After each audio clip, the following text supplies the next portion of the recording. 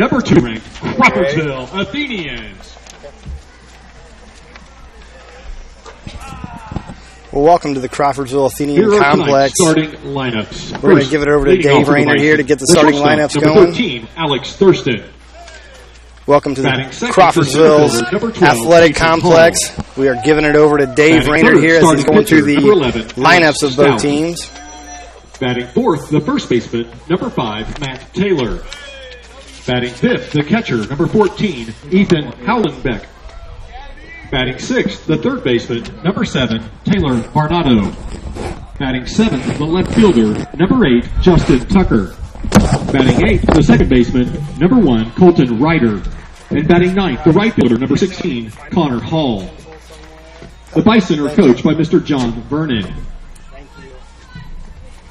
And now, the starting lineup for your Crawfordsville Athenians. Leading off, the second baseman, number 5, Carson Scott. Batting second, the first baseman, number 21, Will Kellerman.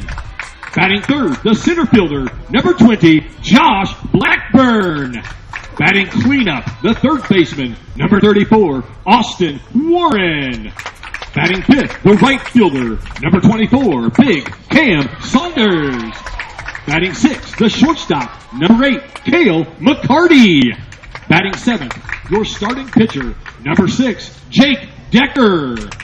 Batting eighth, the designated hitter, number 11, Owen Bennett. Bennett will be hitting for starting catcher, number 23, Caleb Coons. And batting ninth, the left fielder, number 2, Austin Moats.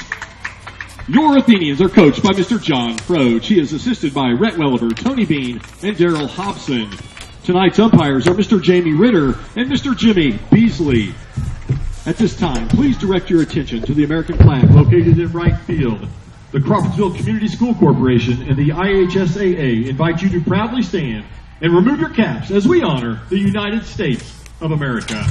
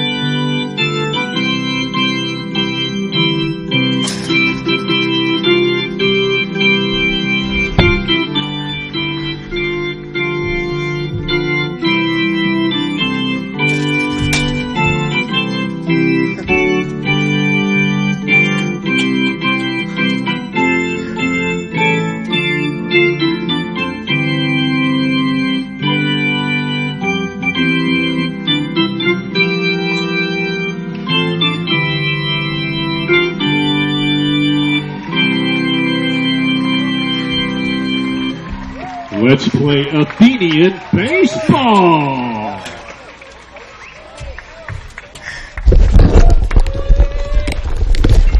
Ladies and gentlemen, this evening's game is being broadcast live on YouTube. If you know someone that wasn't able to make it out to the ballpark, give them a call and let them know they can watch the action live as it happens on their PC, laptop, tablet, smartphone, or other mobile device.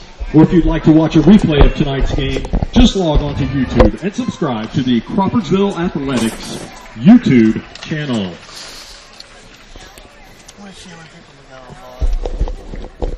Tonight's weather.com first pitch forecast. It is currently 73 degrees. The wind is southwest at 5 miles per hour.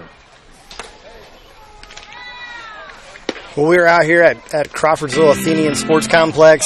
It's a beautiful evening for some baseball. It's a makeup game that we had a couple weeks ago that got rained out against Benton Central. Obviously glad to get this one back. They're going to be a great opponent tonight to face.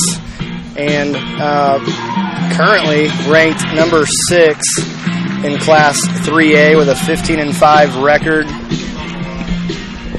Crawfordsville's currently at ranked number 2 in the state in Class 3A with a 21 and 3.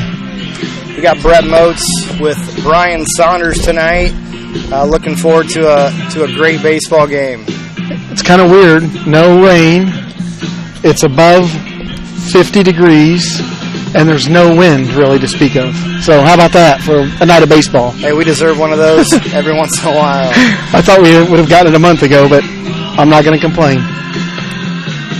Here's what's interesting. I saw, if you remember, there was a sports writer for the Journal, Sam King, who was down here for a few years, went up to Lafayette, and when this game got rained out, we had to move it, I think, maybe because of a conference game or something that had to get moved. I think that's what happened due to all that rain. He was like on Twitter saying, "Are you kidding me?" Because this has been a highly anticipated game between these two. The shortstop, Alex Thurston. And we are looking forward to calling the game. Hopefully you guys at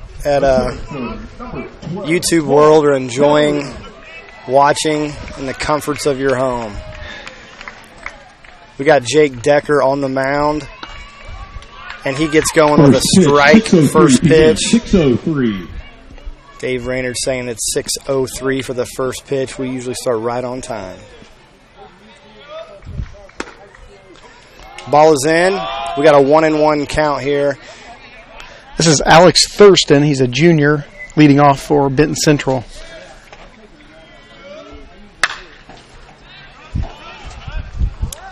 Takes a good hack. Luckily that was fouled on the left field line. We've got 1 ball, 2 strikes here. Watching Benton Central take infield, outfield, you can just tell when a team is ready to play. These guys were definitely throwing the ball around and fielding it well. Decker gets in on his hands on that 1-2 pitch as he fouls it straight back. Yeah, I remember these guys, we're coming off a successful basketball season as well. Several seniors and underclassmen played. But they've got a couple guys I recognize from that basketball roster. And they experienced a lot of success up there this year. And Decker breaks one off. Thurston's looking back, which is not a good thing to do as a hitter, especially when it's your first at-bat to question the umpire's decision there. But in the end, that's a strike 3. Hopefully Decker's got many more of those this evening. This is Peyton Hall stepping in. He is a senior, one of 5 seniors on this Benton Central team, and he actually is one of the guys I was talking about. He's a leading scorer on their basketball team, so good athlete. First pitch fastball swinging. McCarty fields it and pulls Kellerman off the bag. So Peyton Hall is on an infield error. Again, he has consistently been around the plate, which is a great thing for a defense. Hopefully they're ready to play because I think the ball's going to be put in play tonight. Which as a defender, I used to love when a pitcher was always around the plate thinking the next ball is going to get hit to me. So hopefully our defense is expecting balls at them. Yeah, it does just help you stay engaged in the game, and just that's actually important. Walks put the defense to sleep. And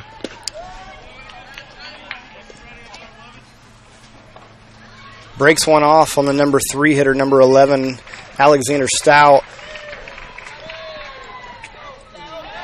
Another senior, and he'll be the starting pitcher for Benton Central tonight.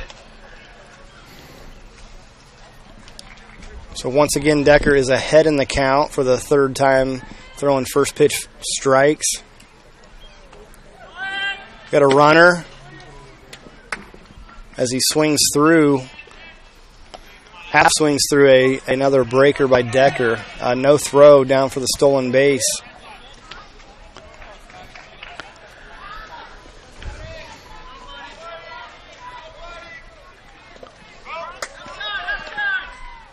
Oh, shoot.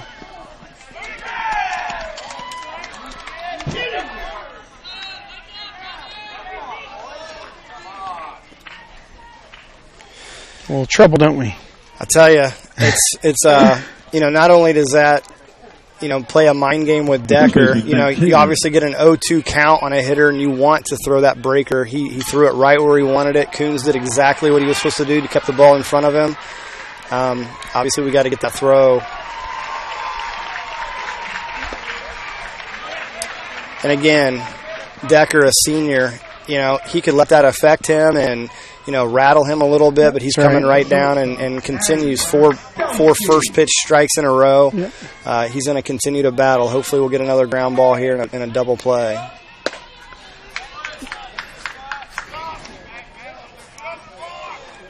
But now the mindset now for Decker is he's going to be a little hesitant on throwing that third strike into the dirt. That's right. And, you don't want that to happen. You want him to make sure that when he's ahead in the count like that, that's his pitch, and he's effective with that pitch, and I know Coons will get the next one.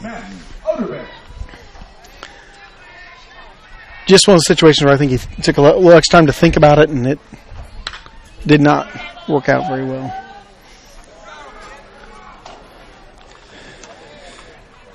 So number 5 is up to bat. We've got Matthew Taylor. He's another senior. He's playing first base tonight for Benton Central. Got some big guys on their team. They do have good size. Unfortunately, in baseball, it doesn't matter a whole lot. Or fortunately, whichever way you want to look at it. It is an equalizer, isn't it? Got a son, Austin, who's probably glad that size does not matter as much. Yeah. Hopefully he'll grow. He already has been, it looks like to me. Again, Decker is ahead in the count. No balls and 2 strikes. Again, we'll see what... Again, it's his pitch. A runner goes. And no throw. We pride ourselves in being able to get hitters. No need to, create errant throws and give runs away. We've consistently just let that guy take the base on a first and third situation. Another great pitch right there by Decker. Curveball down, and hitter was out in front but barely got a piece of it. Again, 1 ball, 2 strikes. Runners on second and third with 1 out. Oh, that was a great pitch. Nice job, guys. That's the way to stay on your toes, Decker. Always in the game.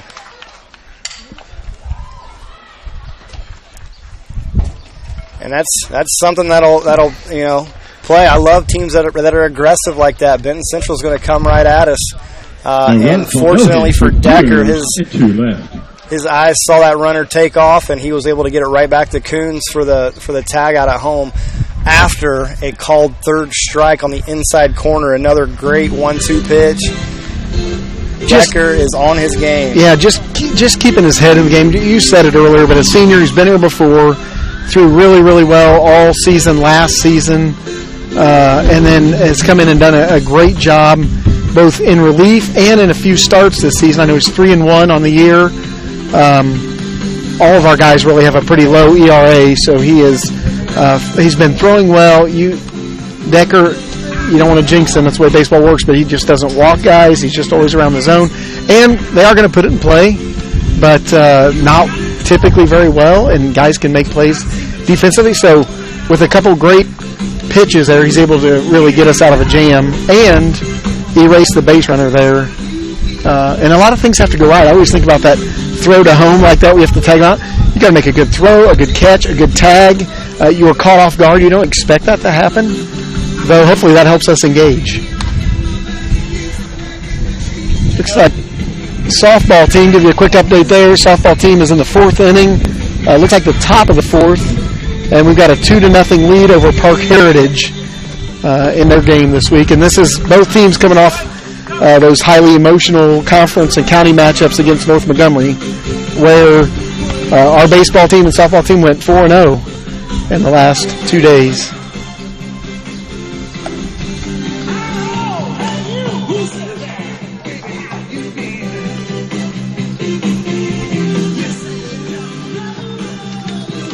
So Alex Stout is getting the start for Benton Central. I don't know where he figures into their rotation or kind of what they've had. I think they're on.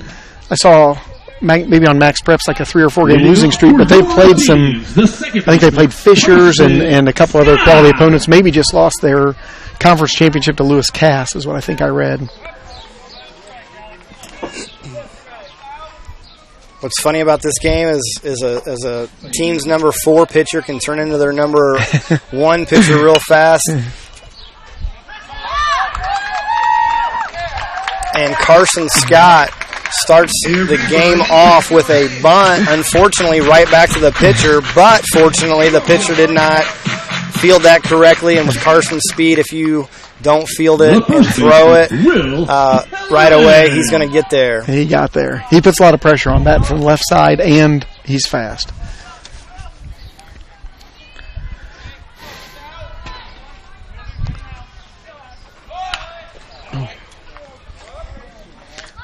And we are a team that will put pressure on defenses. I think, it looks lately at least we've been putting the ball in play well, and we are going to bunt the ball. We're going to steal, so defenses are going to have to be prepared. And they're going to give us the base with a wild pitch. Right now, Will Kellerman is standing there at 1-1 as he attempted the first bunt, did not get it down. Worked out in his favor now. He doesn't have to sacrifice. And Will and Carson have switched spots tonight. Will's batted most of the year in the leadoff spot. And Carson last night led off against North, and he had a big double to get us over the top. And hopefully he can get his bat hot. And now Will's down in the count, 1 ball, 2 strikes. We'll see if he attempts here with 2 strikes. Do not put it past it for sure. It's happened before. Will's a senior, can make that happen. High fastball, Kellerman does not get a piece of that one. The center fielder, Josh our first out of the night. Kellerman swinging, strikeout. Carson Scott still down at second base. Josh Blackburn up to bat. Josh Blackburn does not waste any swings.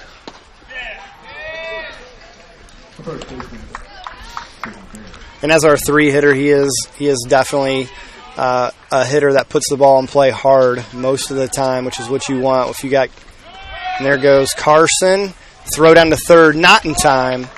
Carson Scott with another stolen base. He is leading the team. I don't know what that number is. Is that a called strike? It was. Okay. Count is now 0-2. Josh is choked up on the plate. He's going to put the ball in play here with 1 out. And there. Josh is batting about 480 or somewhere around there. We don't have the stats in front of us, unfortunately, but I remember from last time he's in that neighborhood. And Crawfordsville is well known. Just like that. Josh Blackburn does a great job. And there, as I've said it before, those plays like that do not get noticed in the paper. That's a 0 for 1 for Josh Blackburn if you look at it in the paper right now. But it's so important. The whole dugout is out there giving Josh a high five because he was down in the count 0-2 and he still finds a way to put the ball in play to score. Carson Scott for the first run of the game. Absolutely did his job, which again is a Crawfordsville baseball thing. And that's a huge thing. In a game like this where you got 2 top teams going at it, every run counts. And Josh did it again. He's done it so many times as a senior, starting as a freshman. He obviously was out there. He's out there for a reason, and he's been an amazing hitter the 4 years of his career here. And little things like that are huge for our program. We had the pleasure, Kevin Keller and I got to coach these guys through middle school, and he has always been able to hit. We thought he's going to has potential to start as a freshman. You got to get it done. And Brett, your son's getting to do that some. Yeah. Getting a lot of starts out in both at third base, a little bit at second base, and then in left field often. And Austin doing Warren, a great job. Austin Warren is now up, and there he gets his barrel on it. Shortstop is athletic, and he makes a great catch. I thought he timed the jump a little too soon, but he still was able to get his glove on it and makes the catch. Austin Warren was 2-2, just trying to put the ball in play, and their shortstop, number 13. What is his name? That is Alex Thurston. Alex Thurston. He made a great catch. He really did. That's their leadoff hitter and shortstop. He's definitely athletic. And I will say this now. Hey, it's nice that this is the first time in the last 3 days we start off with lead in the first inning. How about that? That is. And any pitcher will tell you it's so much more comforting.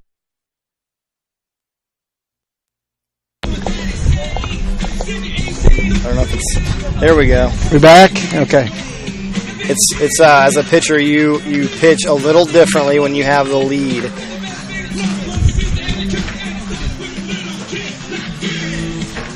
And just as he was effective at getting first pitch strikes and getting ahead in the count, it's even easier to do that when you're ahead, because you're okay when the guys put it in play, and Decker continues to do that. You just get to have a different mindset out there, and that is super helpful.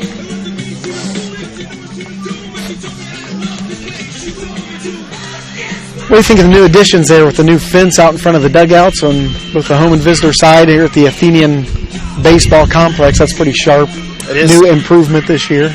Coach Froge was talking to me about that on the spring trip. We were on a bus, and he said, I really want these seniors to get this year because they've been talking about it, and we've been talking about it for probably the 4 years that they've been in the program. Yes. And he promised them that he was going to get that done, and we made a phone call to Aaron Wells, a local guy here that has done a lot of work out at our youth baseball complex, and Aaron said he'll get the job done, and he did. It's a great look, just really sharp.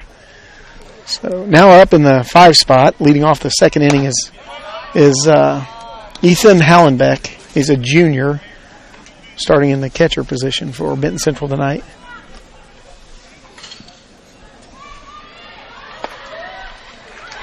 I think that's the first hitter. Decker did not get a leadoff strike. He is down in the count 2-1. Gets it on his hands. Kellerman gets a jump at it, but not quite. Not much on that quite one. enough.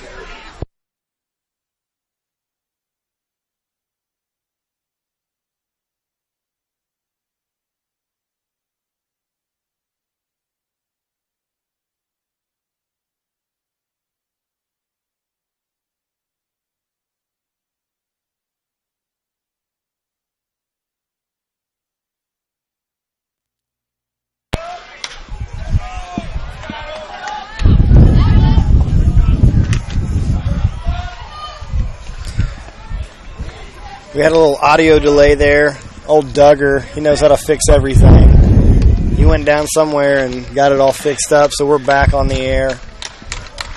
We got a full count, and strike 3 swinging. Jake Decker brings a fastball on the outside part of the plate. The third baseman, Taylor Varnado. Number 14, Ethan Hallenbeck, goes down swinging.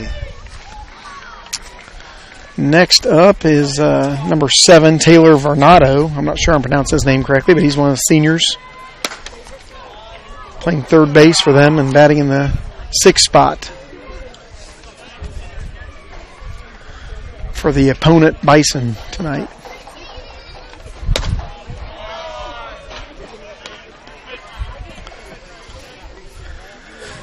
Decker comes inside and for ball 1, again gets down on the hitter 2-0. Comes back with a fastball fouled straight back, so it's 2-1.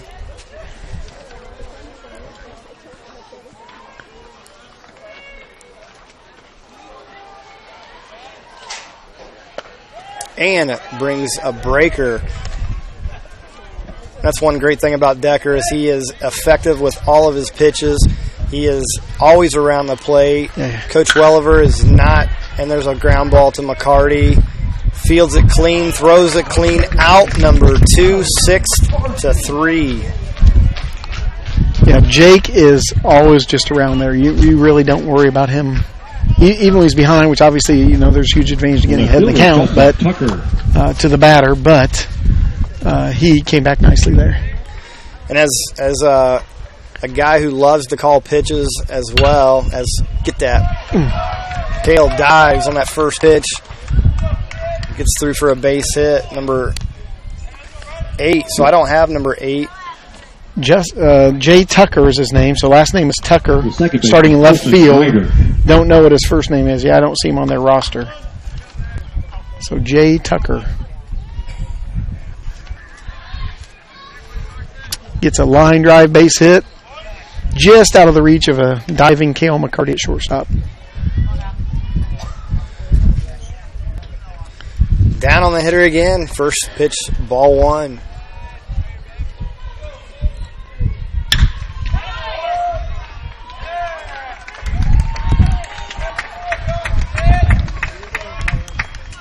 I also don't have number 1 on my roster. Show number 1 is K. Ryder. Again, don't have first names. They didn't give us those in their lineup when they handed them over. But K. Ryder is his name, playing second base, number 1, with a base hit. So Ryder, base hit sharply to left.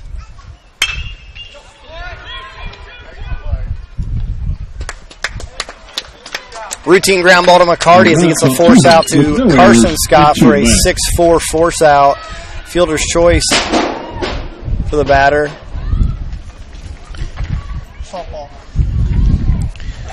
So we'll give out a couple hits, I think, but no damage done. And that's a typical Decker right there. That's right. And Jake, as long as he doesn't let anybody get across that plate, I'll give up a hit or two, and they earned it. I mean, that's the great thing about it. I mean, those kids are earning those opportunities on the base. He's not giving anything. He got down on each of those hitters, unfortunately, but continued to work and did not give anybody a free base. And even those other things you're talking about, things that don't show up in the newspaper at all. They don't get talked about, but just McCarty diving, giving the extra effort. Knowing that he went for that on really both hits that were his direction, sort of, but out of reach. And they were solid hits. But then both outfielders, both Josh Blackburn and Austin Moats, just keeping the ball in front and making the play. Those things, to be a good team and win a lot of games, you have to do that to win 21 games. That's what it takes. And it is, if we look at the last 2 games against North Montgomery, some of the runs that we gave up were our mistakes. That's right. If we can just limit that, we can make the routine Leading play. off We for make your Athenians, the right fielder, Cam Saunders. I don't like to say the routine pitch, but if you work ahead and you make other teams earn their ability to get on base, usually good things happen. And hits are supposed to happen in the game of baseball, right. But if you get the job done and throw the ball to the correct base, if you keep the ball in front of you, and you give up a run once in a while. Yep. It's part of the game as well, but you won't give up that big inning when you start making mistakes and throwing it. As big Cam Saunders as at the plate, he has reached out there. Fouls one off to the right side. He's now down 0-2.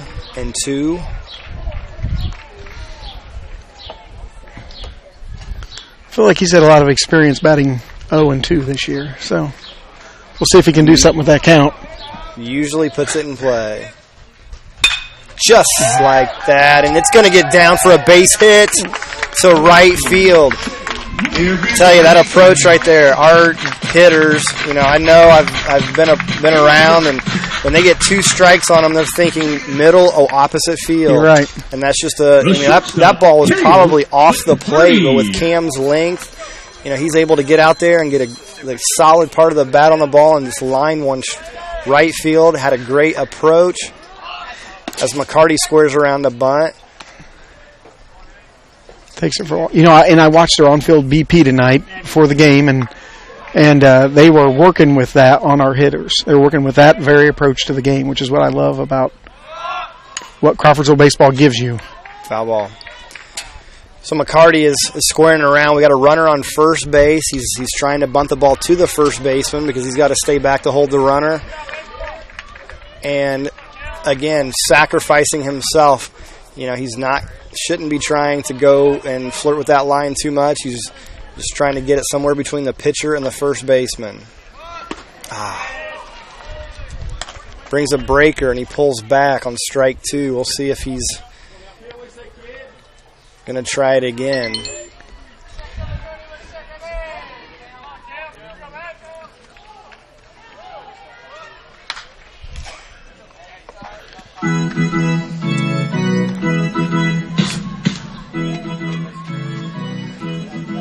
One thing we do quite a bit is we still continue to look like we're going to bunt, and then we pull back and swing, fake bunt and slap. We still want to get the ball on the ground to the right side here. Nice. That is slicing towards the line, and it is fair ball. McCarty takes the extra base as the right fielder bobbles the ball. Cam Saunders saw it in the air, hesitated, made sure it hit the ground first, but still able to get the third standing up. Another great two-strike hit right there by Cale McCarty. The pitcher, Jake Decker. You say that, Brian, about, those guys are working on this specific thing in practice, and it's, as a team, it gives, validation of why you work on these things. Exactly. When these two players right in a row have two strikes on them and they drive the ball to the right side. And I'm sure Coach Welliver pinpoints that outside corner 180 times tonight as those kids get batting practice. You are right, and that is specifically what they're working on, and it was unbelievable. And you just love that about the program and what they're getting. That's why I look forward to this. It's Cam's senior year, but we've had such a great time. And then let us talk about this pitch here. 2 balls, 1 strike. We got runners on second and third with nobody out. Jake Decker, our senior pitcher right now, he's up there looking to give himself a little run support. And pops one up to the right side. Cam tags up. It's going to be a tough play to tag up on. He fakes and wisely holds up. Throw a little bit up the line there. Might have been able to get in, but you don't know that. You don't want to make that out. You don't want to make that out there. We got one out. Hitter, Owen Bennett. We still got a lot of ways to score. Cam. Can't tell. The second baseman is kind of playing middle of the road. The shortstop's playing back, which I'm a little surprised. Yeah. That they're not trying to cut this run, knowing that this could be a pretty tight game. Right.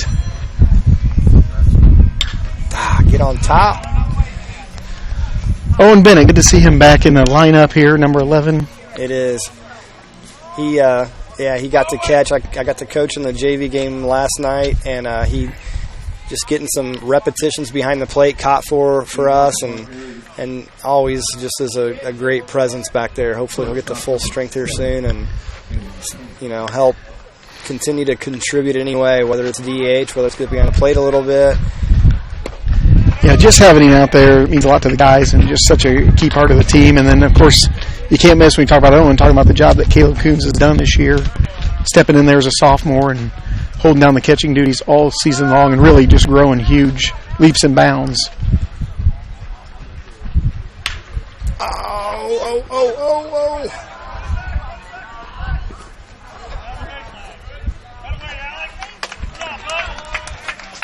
That's a tough play. We had second and third. Coach had given the go on anything on the ground sign, and that's what Cam did. And didn't get anything out of it. If we had to do it over again, McCarty should have just taken third. That way we would have a runner on third base, but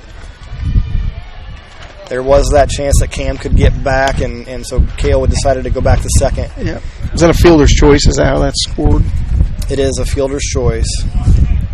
And then we had a one unassisted. Yep.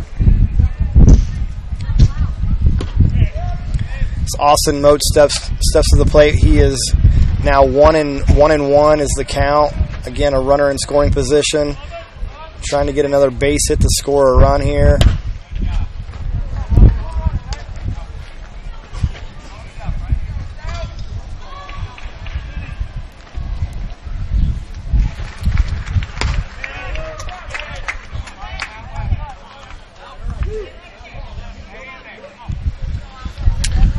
Two balls, 2 strikes.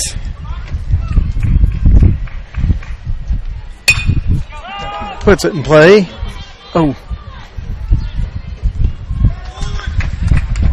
No runs on 2 hits with no errors and 2 left.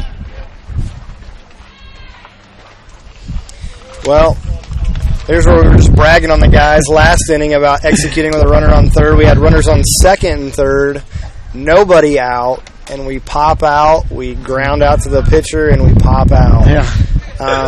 It doesn't always go our way. We obviously teach and coach to hit that ground ball and get a run in, and it just didn't work out in our favor that time. welcome to the game of baseball, right? That is the way it works, and what you have to do is just battle through that and come back next. The nice thing is we're getting runners on base. We're making things happen. 2 really good, well done, 2 strike at bats, and then other guys doing what they're supposed to do. And again, it just didn't bounce the way we need it to go, as you said, Brett. I had some fun this afternoon. I have no idea why this happened. Never has before. I didn't even know it was out there, but I'm on YouTube trying to learn some things about Benton Central. And the 94 Crawfordsville High School Athenian highlight film is out there and pops up. So I thought, well, I better take a look at this. And that was a lot of fun. I watched a few minutes of that this afternoon and saw some home runs being hit by number 22. It looked like a fun season. Jeff Bannon on that team and Matt McCarty, and I didn't know some of the other guys. I certainly know you 3 pretty well, and getting to play with our sons together is a lot of fun, but that looked like it was a fun season. It was something, obviously that I'll remember forever, but one of the things that I like to tell kids who are thinking about playing baseball is, as a ball is driven to left center field, Josh Blackburn is at the warning track, cannot make the catch. Oh, Josh will make that catch 9 times out of 10. Unfortunately, it looked like it went right off his glove. Absolutely. And did not make the catch. I think Josh is maybe telling Austin over there that he should have been running in that direction. He's telling Josh he's got room. That is something our outfielder should be communicating to the, anytime a ball's hit hard like that to the wall, you want to make sure that there's somebody out there communicating. Josh gave it his all. The ball was hit well. Yep, and Josh does. He hustles after it just off his glove, and he makes that catch a whole bunch of times.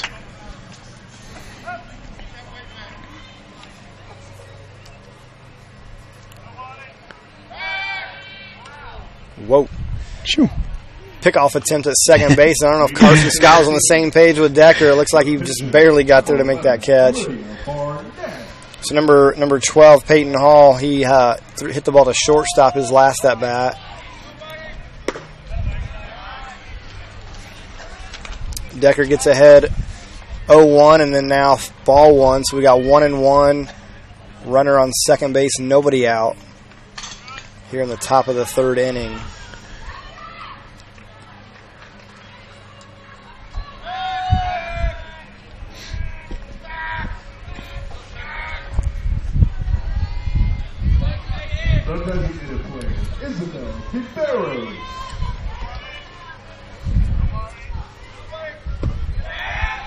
Ball low. 2 balls, 1 strike. So their 2-hole hitter doesn't. I thought that maybe they would bring a bunt out here to advance that runner to third with less than 2 outs, but they're letting him swing away. They're not playing small ball, are they? It doesn't appear. Not yet. So we got Decker on the inside corner, call strike 2. We've got 2 balls and 2 strikes.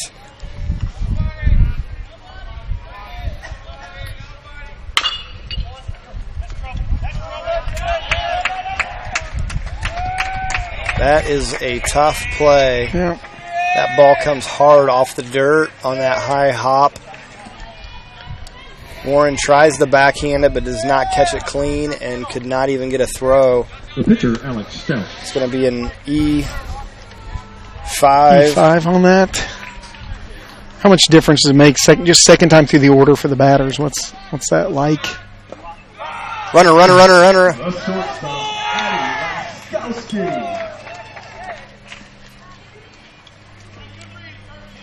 Well, there's no doubt that anytime you can see arm angle, you can see, whether a pitch is tailing in, and so now you kind of have an idea when you see the ball out of the hand what it's going to do. And, it's a guy like Decker who is around the plate.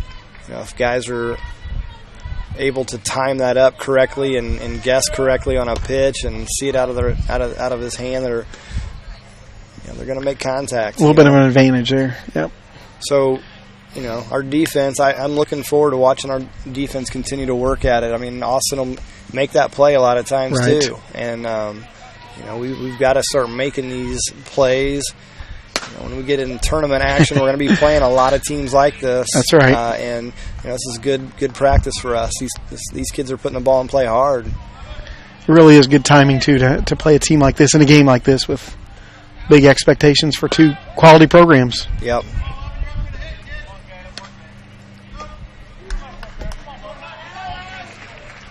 So the number 3 hitter is up right now, Alexander Stout. He struck out swinging on his first attempt and strikes out swinging again. Decker with a great 1-2 curveball, down and away, and he went fishing for it. Thank goodness. He did. Gets his first out of the inning. In steps number 5, Matthew Taylor.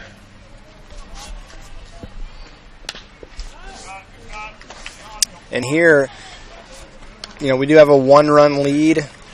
Sometimes in a big game, and it's going to be a pitching duel, you bring your infield in to try to cut this run, but we're going to play back, and we're going to go ahead and give up a run and get an out.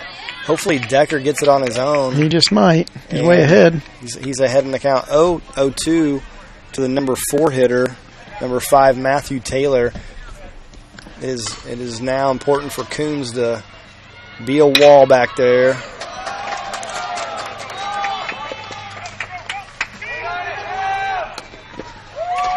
Oh.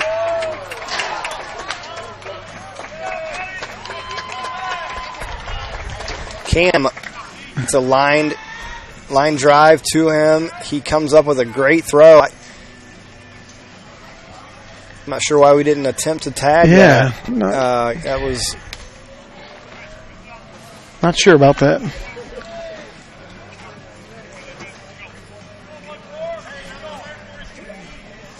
The catcher, Ethan Hellenbeck. 0-2 again.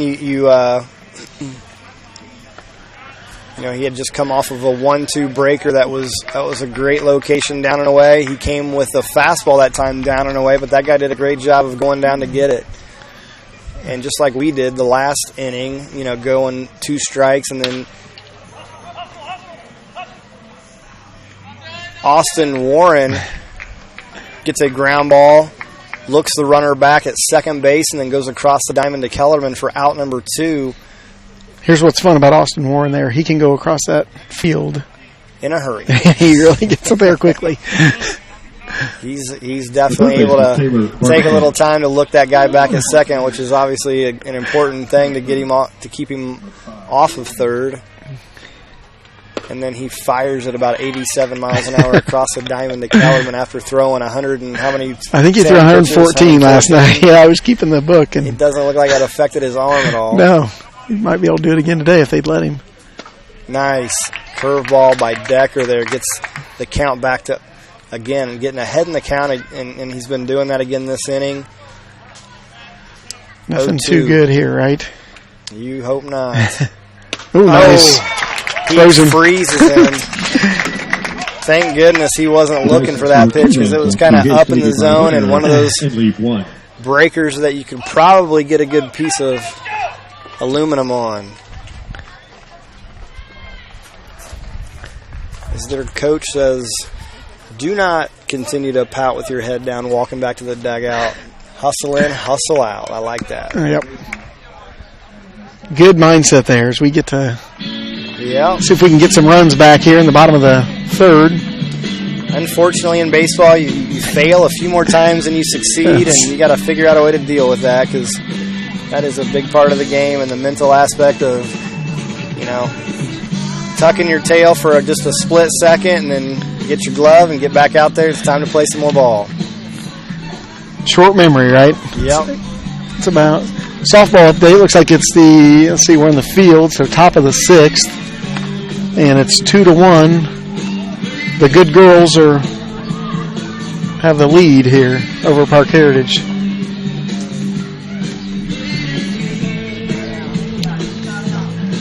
Exciting for them as they head toward a 500 record, I think, or close to it. Just exciting to watch them really play well this week.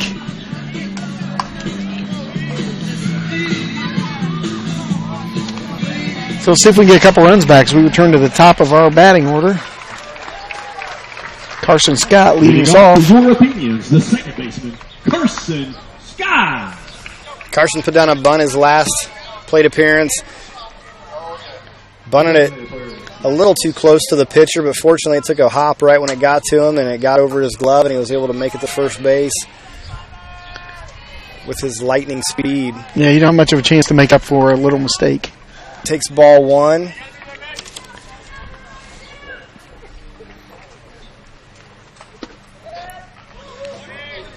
Comes in with a fastball. Carson backs off a little bit, but umpire calls it strike one. 1 ball, 1 strike.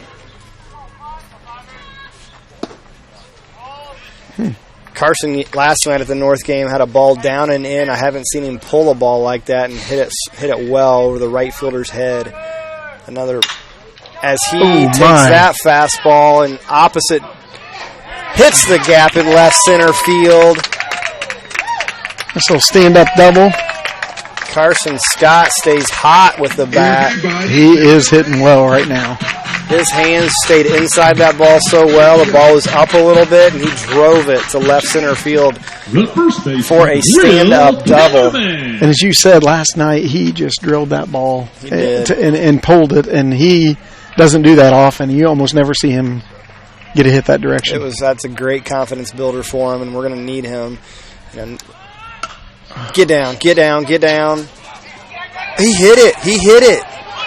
That looked like it was on the line, didn't it?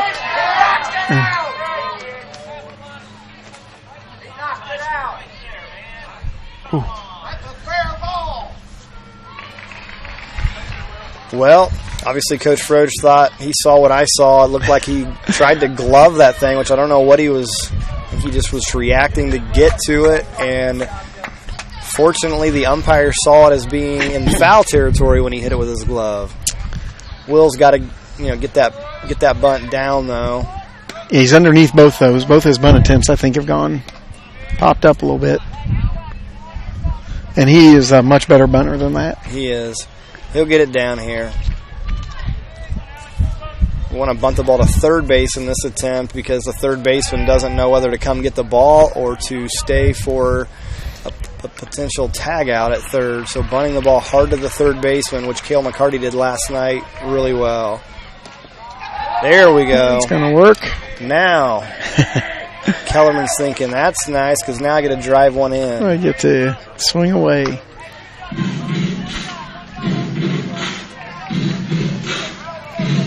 We got nobody out. Carson Scott standing on third base. Will Kellerman with a 2-1 count. He is again, infield is back. We need a line drive, hard ground ball right here. Or yank. Or yank that, get rid of that ball and put it on the softball field, which is what he just did. Here's what I haven't seen in a little while, and I was just talking to his dad, to Kevin Kellerman, about it during watching a little bit of the softball game. We haven't seen that gapper to that left center that Will can do really, really well, his double. Yeah, I've seen it. I've seen it many times, and sometimes that does get a hitter a little off their timing when they've pulled the ball several times. Yeah. So there's a line shot to right field. Carson Scott tags up, and that ball was hit so hard, Carson was not able to get back.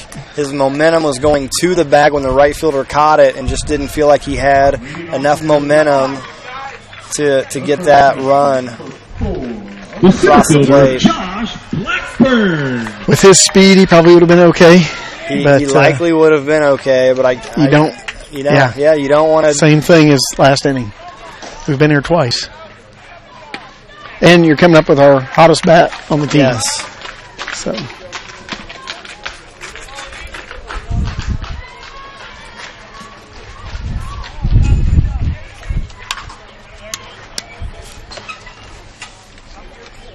As Josh takes a strong hack at that 1-0 fastball. Count comes to 1-1. Ah, no.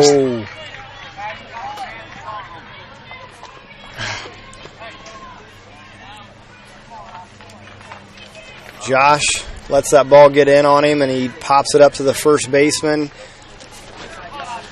Second out of the inning with the runner still on third base. Warren.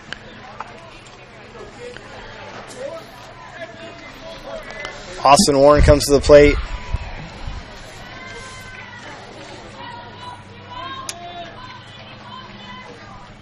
The second baseman, Allison Barton. I think the shortstop made that great play on his ball last time, right? Really athletic, got out there. Yep, he hit a soft liner just over the shortstop, but shortstop, and another pop-up.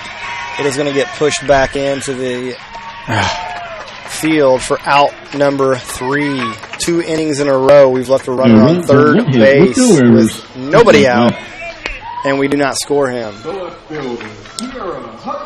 Again, those are things we bragged about this Crawfordsville program of doing the first inning, and then all of a sudden, we're not 2 executing. innings in a row. We have not done a good job executing, and our guys know it. They're frustrated. It's not like they're trying to do that, and they know what they're supposed to do. Just not executing. You won't waste too many of those chances. That's what we know in the game of baseball. But, again, the encouragement is we're getting runners on. We're moving them around there. They will come across. Those balls will get down. Will absolutely drilled that ball. Crushed it. I mean, it got to the right fielder in 2 seconds. Yeah, just hammered it, and then, it would have been questionable to get in there. But at some point, you just take a chance and probably go for it. But we got to be able to score. I can't remember. One time Dan Wolver told me how many ways there are to score with less than 2 outs from third base. Yep. And there's like 14 different ways. I can't really remember what that number is, Brett, but there are just lots of opportunities to get there. And we weren't able to get any of them to work for us. And it is, I mean, you think about the runner on third. He is asked to freeze on a line drive, come back on a fly ball, and then sprint home on a ground ball. And so, I mean, that reaction time has to be so quick. And, I'm sure he froze instantly when Will hit that ball, but it just didn't have enough time because he hit it so hard getting it to the right fielder, and he just didn't feel comfortable. The left fielder, Justin Tucker. Trying it out, but you live and you learn a little bit. That's right. Justin Tucker steps in, number 8, left fielder. In the 7, we face 7, 8, 9 this inning.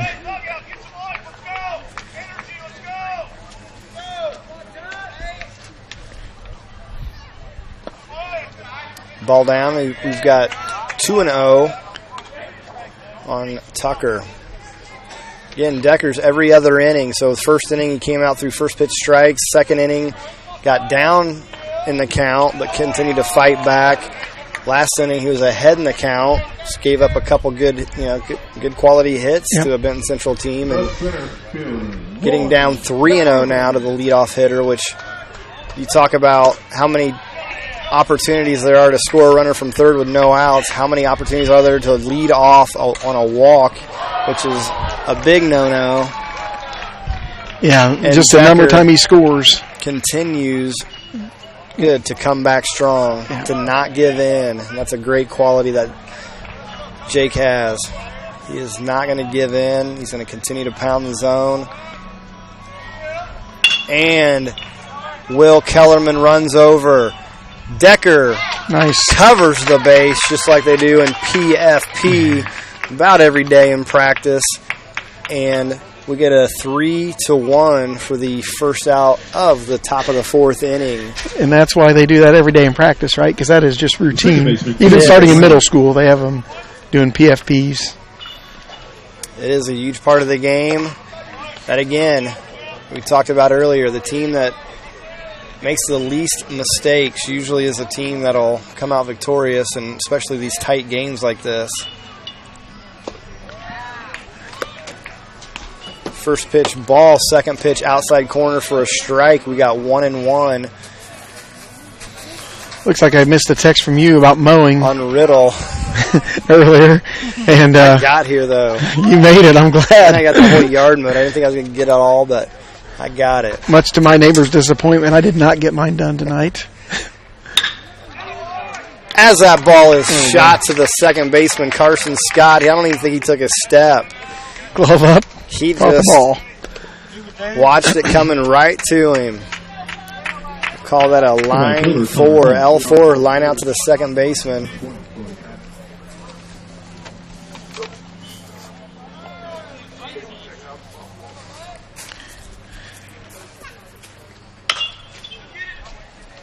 So number 16, number 9 hitter. Grounded in the fielder's choice last time to McCarty. For the force out at second to end the inning in the second inning.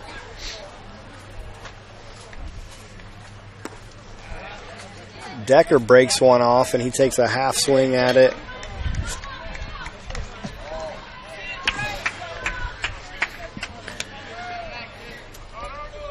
Looking down there at the field, I'm not sure it's ever looked better.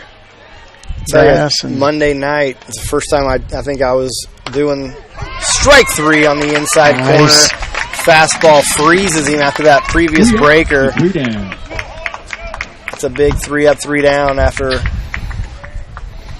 that previous 2-run inning. Yeah, and that's strikeout number 7 for Jake.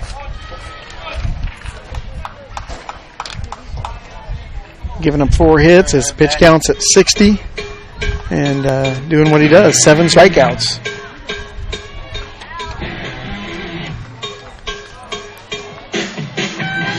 On Monday night, I remember being up here and Mr. Welliver, Coach Welliver, and I, Coach Danny Welliver, my middle school PE teacher, I'll never forget those 3 years with him. I saw brown streaks. This field has taken on some water here as of the last week, and the grass still continues to grow, and we needed to mow, and that's Coach Froge and Coach Welliver take a lot of pride in this field, and I know that was tough to have to do that, but it needed mowed, and it definitely got rinsed off, and it looks awesome tonight. It does, too. Got to be, and as we travel around and get to play in lots of places, and we did some travel ball last summer, it is one of the best facilities around, without a doubt. Privilege for these guys to get to play on it. It is. Crawfordsville High School, our superintendent making the decision on putting the turf in, our complex out here, the softball and the baseball field put a brick wall up as Cam Saunders takes on ball 1. You look at the aerial shot that's on our website, and ground ball to the left side, shortstop grabs it, fires the first base for out number 1. And there aren't too many schools our size with a complex like this. Baseball and softball, again with a brick wall, the netting all the way around from dugout to dugout. McCarty. Turf field, tennis courts up here for middle school and high school when we built the new school just a few years ago with the referendum money, and this community obviously accepted that referendum, and we're going to be doing some more renovations to our high school this summer, and we're going to continue to hopefully draw great teachers and great coaches to want to work here, and players have a lot of pride in playing for these facilities or on these facilities, and and it draws great families to communities when they see a community willing to invest like that. It makes such a difference. Good quality athletic programs lead to good educational systems, and it just feeds on each other. It does. It creates a culture that you definitely want to work and go to school and learn in. And as Cale McCarty gets a breaker on a 1-2, another pop foul as the first baseman reels it in for out number 2 in the bottom of the 4th inning. I feel like we've tested him enough there, catching in foul ground. Yeah. We can move on. I think we need to start getting on top of the ball and continue to put a little more pressure on their defense.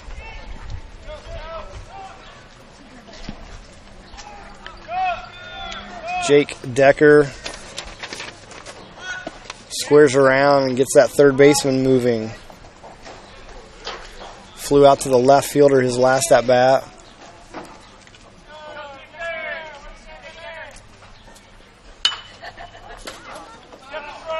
He tagged it. Gosh darn. These fielders are definitely making this umpire make decisions. It looked like he tipped that ball with his glove. I don't know. Maybe I'm not in a good angle to see those things right. This netting is messing with me.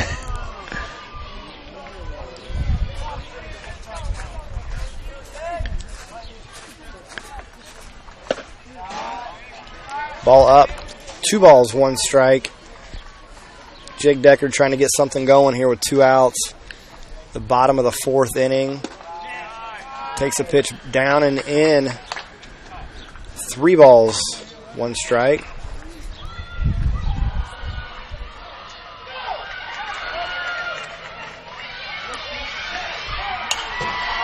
Good healthy swing. Takes a good hack, 3-1.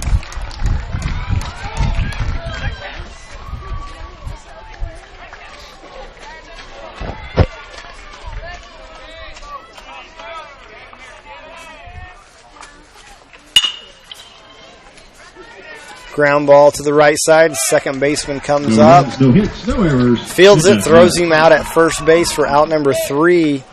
So in the bottom of the 4th inning, we are 3 up and 3 down. Score after 4 innings, still 2-1. Yep, we didn't get our chances this time to have any runners on there and get guys down to really in scoring position. And so as you move later in the game, of course, you start thinking about those missed opportunities. And you just got to keep doing what you're doing. This team this season has found ways to win games like this. I think back to that Covington game, we were down, and there have been others, but that one sticks out in my mind because there was a home game here, and they just came back and never gave up. These guys fight and have done it. Again, 21 wins, 3 losses. 2 of those losses and 2 of those wins came down on our spring break trip to Tennessee. And the lone Indiana loss so far is or this far into the season is Lafayette Central Catholic. I think a good testament to these guys of continuing to fight even when we're down. You know, we're halfway through the game now, and I guarantee you ask any one of these 9 to 12 kids who are out here ready to play, you know, in their mind that they are going to win this game. Yeah, they believe. Yeah, and you know, even though we didn't execute and they're down on themselves, there's still no question in their mind that they are going to find a way to win this game. Yeah.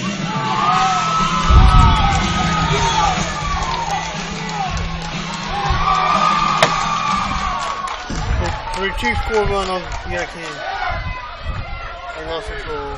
Leading off for the Bison for shortstop, Alex Thurston. A lot of cheering going on over here. Yeah, I think we just lost the lead. Park Heritage crowd, unfortunately. Top of the 5th inning, we got number 13, the leadoff hitter for the Bisons up. So they got their top of the order coming up right here in the top of the 5th inning. This will be a big inning for us.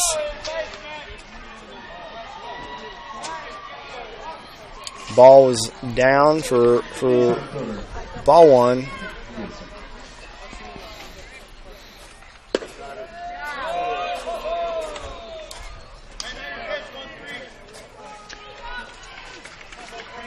Benton Central's questioning that call. It looked like a breaker that definitely crossed the plate. Yeah, I'm not sure what that argument's about.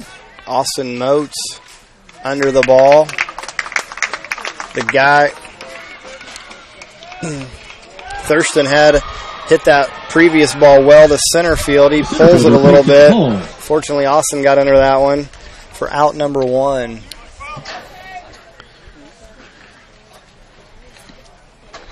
It's Peyton Hall stepping in. He's had a hit the shortstop for an error and then hit to the third baseman for an error. So he likes to hit the ball on the ground hard at our fielders. Hopefully we'll get this one and make a play for out number 2. He does. You watch him swing. He swings through quickly. Jake gets ahead in the count. Ooh. Close breaker. He thought about it.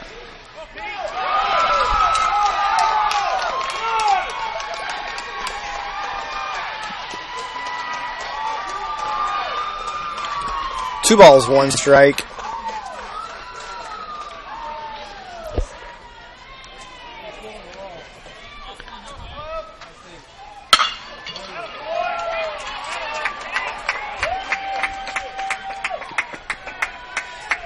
hits it off the end of the bat, but gets enough of it to take a line shot out to center field. We got one out, runner on first base for the number 3 hitter who's struck out swinging his first 2 plate appearances. Number 11, Alexander Stout.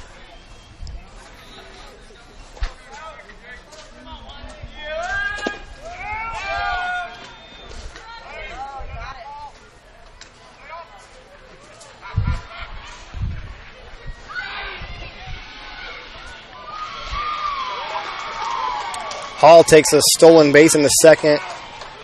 Carson Scott looks like he got a little bit of too much of Hall on that slide into second base. Coons did a great job getting it released, just a little bit up the line and safe into second.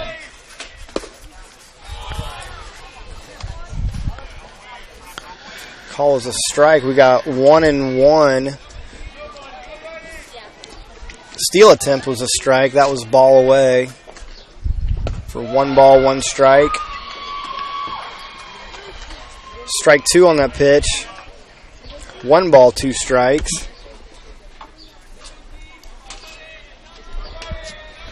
One out here. Runner goes, and he gets there without a throw. Ball gets away from Coons.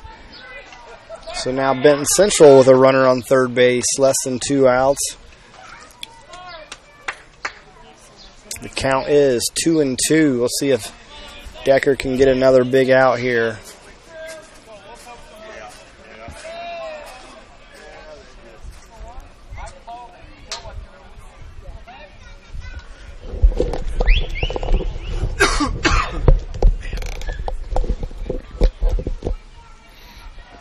As the infield comes in on the grass to eliminate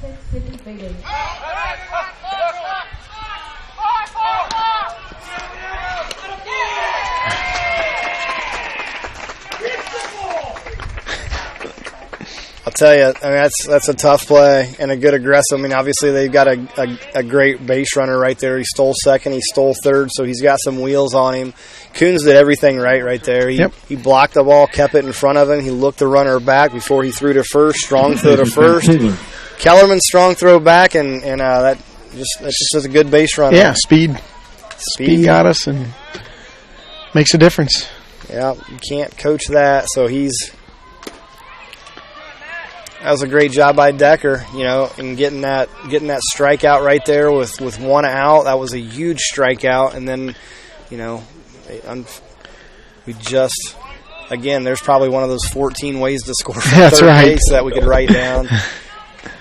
As Decker's now 1-1 on number 5 here, Taylor, who has struck out, hits a sharp ball to left field, and it's got some top spin on it, gets in front of Moats for a base hit to left field. Base hit, knocks it down. Really nothing hurt.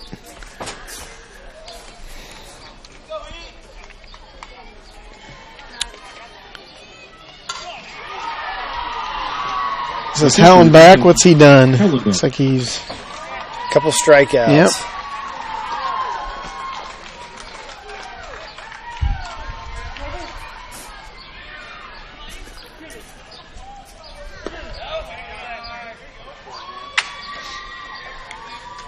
Taylor's on first with a base hit. We've got number 14, Hallenbeck. The 1-1 count as Decker brings in a breaker for a strike. 1 ball, 1 strike. We got 2 outs. Runner.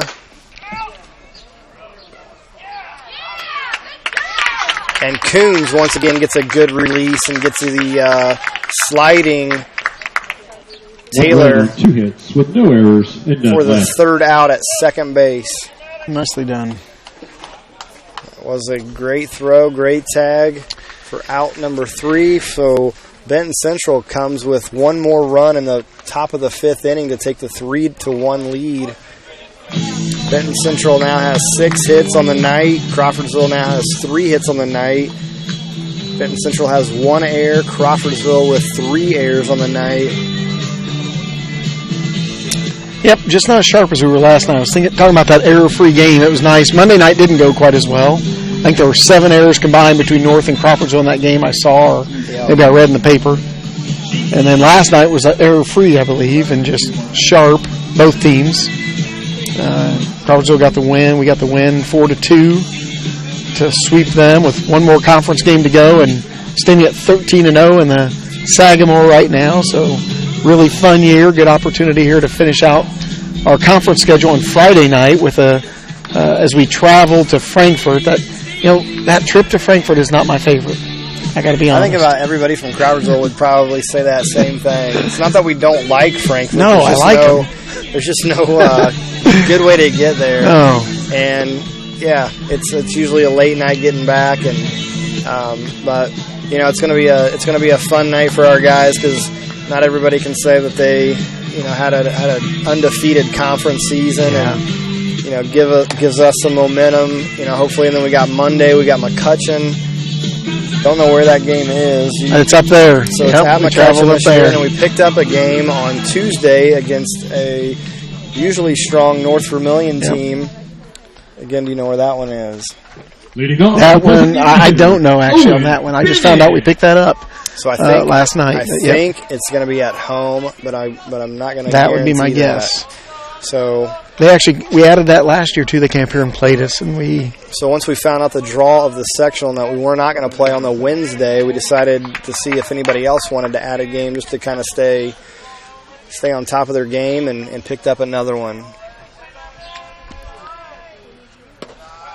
So Owen Bennett comes to the plate here. We've got a 1-1 count.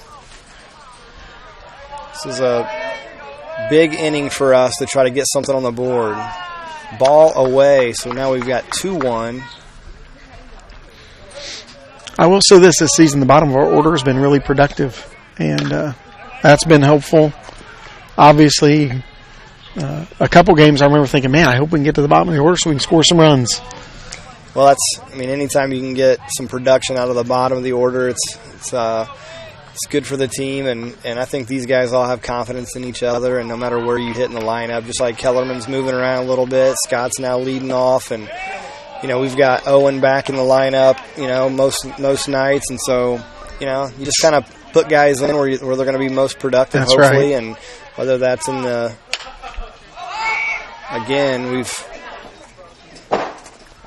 our fans are scattering. Thank goodness that one left the field. We've been hitting a few of those, and we've left them too into the field. Yeah, they've hung out too close, and making that first baseman look like an all-star.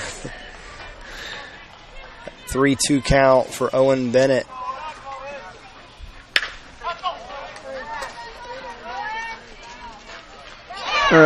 Couldn't scoop it. Nicely played by third base. He did. He came and got that, threw the ball on the run. Strong throw, just got it too low, and the first baseman could not come up with that. On the other side. We've got a pinch runner coming in, Alex Kellerman. So the pinch runner at first base is number 19, Alex Kellerman. Freshman Alex Kellerman on the bases. Freshman Austin Moats. Hopefully knocking him around. I don't know if we'll bunt here or not when we're down 2 runs. We'll see here. Did not watch for the sign. Looks like we might be, but we will see.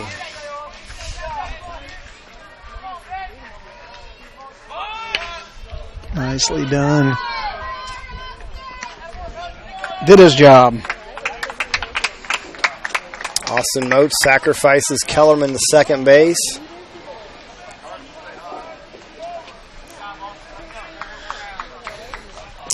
The second base. And he did it. He executed exactly what he was supposed to do, and now we got a runner in scoring position. And we got a hot bat ready to knock somebody in. Carson Scott. Hopefully the flame is still coming off his barrel as he's looking in here. Ball's up and away for ball number 1. Asking for help, but yep.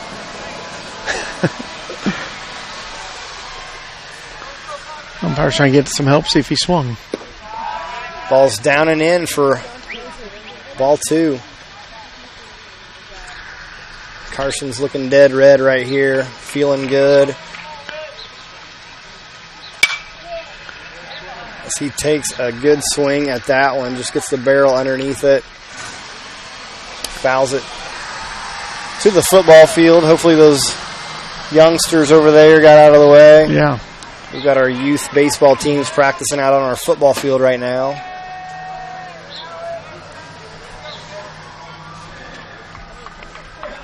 Coach Froge encouraging Alex Kellerman out at second base to stay close to the base.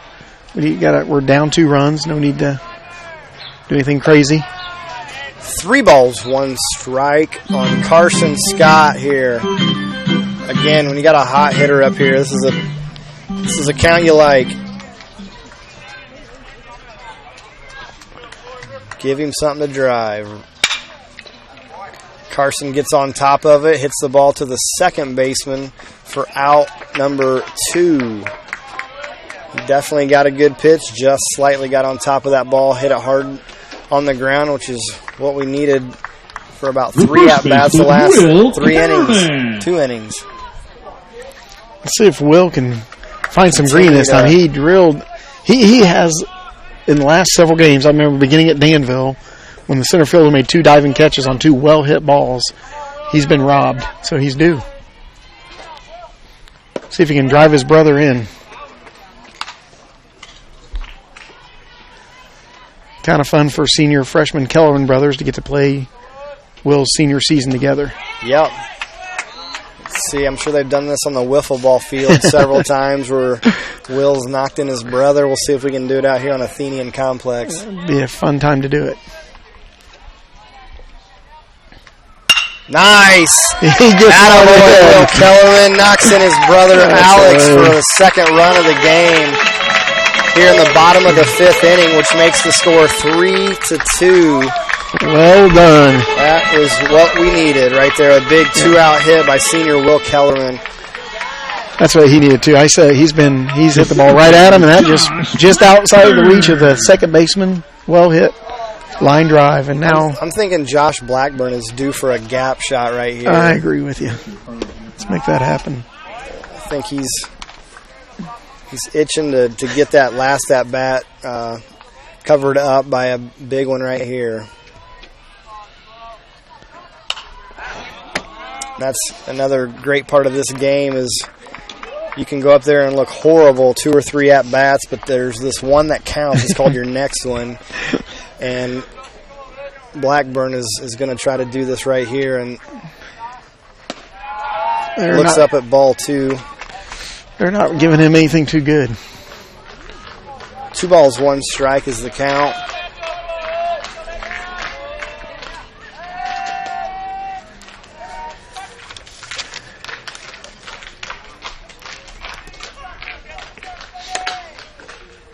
Ooh, got him. Josh, the ball magnet Blackburn. Yeah. That guy Several does not games. get out of the way. No. Turns and takes it and sprints down there. He is a tough kid.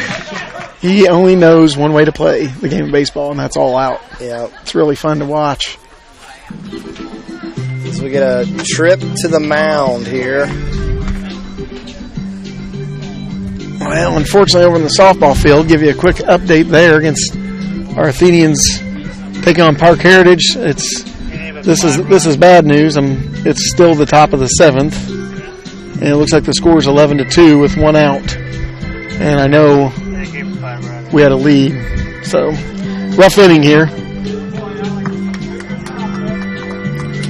for the Lady Athenians. I'll tell you, with 2 outs, Will gets a base hit to get us 1 run closer, and then you got your 3-4 hitters up. That was just a huge at-bat for Will Kellerman right there. It really was. Brought in that run, gave us some momentum. Blackburn gets hit by the pitch. Now we've got a runner in scoring position for Austin Warren, who's been a force at the plate. Always dangerous. What is he? Flew out to the shortstop with a diving catch. And he had one of those at-bats, too. He'd like to forget that pop out to the first baseman, but he's always can make up for it. Get up, ball, get up, ball, get up, ball, get up, ball. Oh.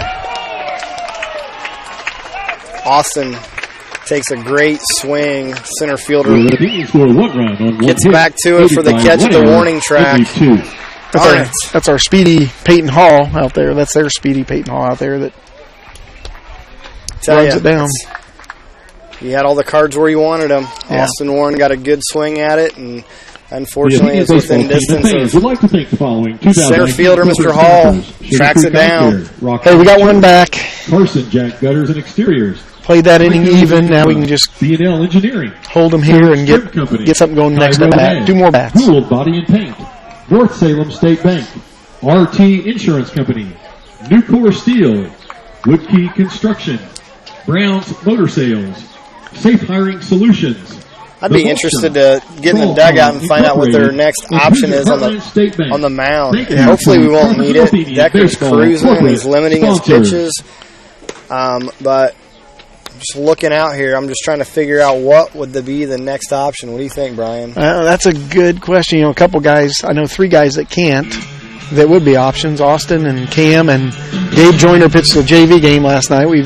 He's seen at least one varsity game against North Platte. I think he has a win against them. Threw a 1-hit complete game and shutout. You know who I think might be an option is our left fielder. Could see him jumping there. It looks like he might be, in the way he's throwing, potentially looking at that. And could Kellerman, McCarty. Yep. McCarty or Kellerman hadn't thrown a ton of innings this year, but threw really well against Park Tudor in relief of Jake Decker last Saturday. Yep. And McCarty's thrown some relief. McCarty's been effective each of his outings this season. Yeah. Well, we'll hope Decker can keep rolling here. We get another run or two in the next couple frames, and we'll close this one out. Yeah, he's sitting at pitch. That's pitch number 79 on the night right there. So we got number 14. We've got Ethan Hallenbeck. He obviously he comes. That's going to be a tough play, and Decker gets over there, makes an athletic play. What a play by Decker. Gets over there. I don't know if Austin would have had enough time to come and make that play. Decker did a great job. We used to, in college, for the most part, pitchers only pitch. And we used to always say the athletes go over here, the pitchers go over there. I'll tell you, Decker did not prove that correct. He was. Oh, and it's a shot to left field. Austin cannot get there and lets it get by him. Dadgone it. He definitely had a chance to throw to second base if he would have just stopped that ball.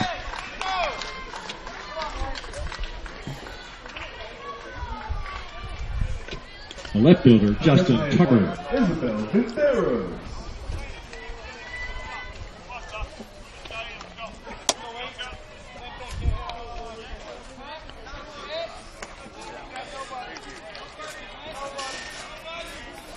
So number 7, Renato.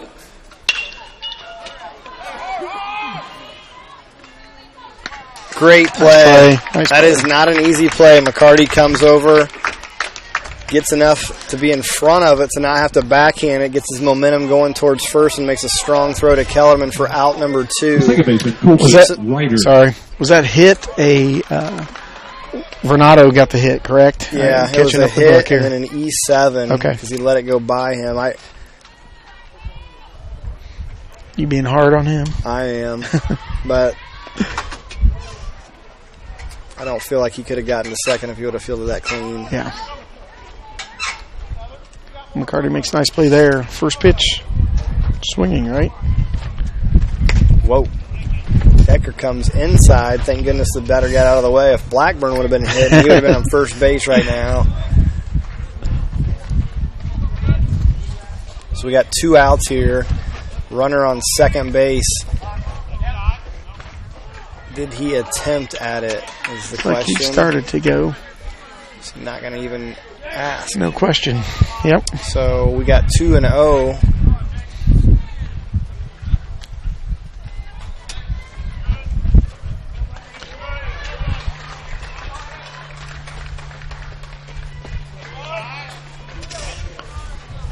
So we got 3-0 here on Ryder. Again, I don't think Decker's going to back down. Even though we've got first base open, he's a number 8 hitter. I'm thinking he's going to try to get after him right here, and I hope he gives him some strikes. There we go. There's number 1. 3 balls, 1 strike. 2 outs. Top of the 6th inning. Number 8 here is probably taken again, isn't he? Even with the hitter's count? Nope, he was not. Yeah, oh my Will Kellerman with a diving catch. Outstretch that big old 8-foot glove of his and makes the snag over there. Out number 3. Definitely saved a run right there. Yes. Guy hit that. Yes. 3-1 count. He was not taking. As much as I like to watch Cam show his arm off, Yeah. that would have been a tough play at home for sure if that gets through. It was not hard hit, so great play by Will Kellerman, which is what he does. He has made several over there this year for sure, and in many years in the past, but this year specifically, I just remember so many. Hard ground balls, line drives, the guy's like a vacuum cleaner Does over there. a great job down there at first base. Those fielders can fire it across with confidence, even if they one-hop it into him. He's going to scoop it. So Benton Central still has number 11, Stout, pitching. Yeah, he is at 84 pitches. He has 1 strikeout. He hasn't walked anybody, and those 2 runs that we've scored are unearned. So he's having a good night. They were warming somebody up in the bullpen, though. Getting them ready, I guess. We've got the same going down there. I'm not sure who that is. Right fielder Cam Saunders. I think that's Alex Kellerman. So he might just be getting a bullpen in. Yeah. But who knows? He might be going in. He's replacing his cousin. Who knows? Looks like Will Kellerman's heading down there, too. See if Cam can get something going here in the bottom of the 6th inning. Cam Saunders up at 1-1 count now. Ball is away. Umpire calls it a strike. 1 ball, 2 strikes.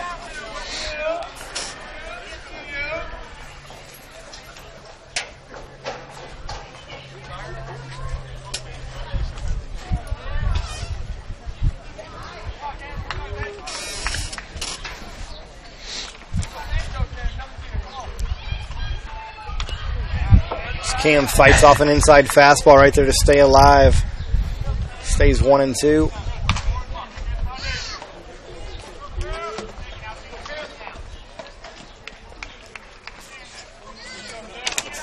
This bottom of the 6th inning, as a coach, I gets one up in the air. It looks like it's going to stay playable. It's the pitcher. Comes over in foul territory along the third base side and makes the catch for out number 1. This bottom of the 6th inning is you never like to make it come down to the bottom of the 7th. You'd really like to get something done here now. Even if you just tie it to get it to be an even game. It's mindset wise. Yep. It's a big deal. Kale takes pitch number 1 up for ball 1. And you don't want to, but we're going to think back to those opportunities we had early. Just couldn't quite get it done. Yep. Earlier. It'll be a learning opportunity if we don't finish the deal here and find a way, but that's why you play a 30-plus game season so that you can hopefully learn from as many opportunities as you can before you enter that state tournament and then hopefully improve over some of the mistakes you make in the past season. Yep, you definitely learn from it, and lots of teachable moments. These guys are always, coaches always pulling them in and talking to them about, hey, you did a good job there holding up on that high heat. Yep, and now it's 2-2. Cale McCarty drives one to left center field, but it's not going to be enough as center fielder Hall gets there for the catch for out number 2 in the bottom of the 6th inning.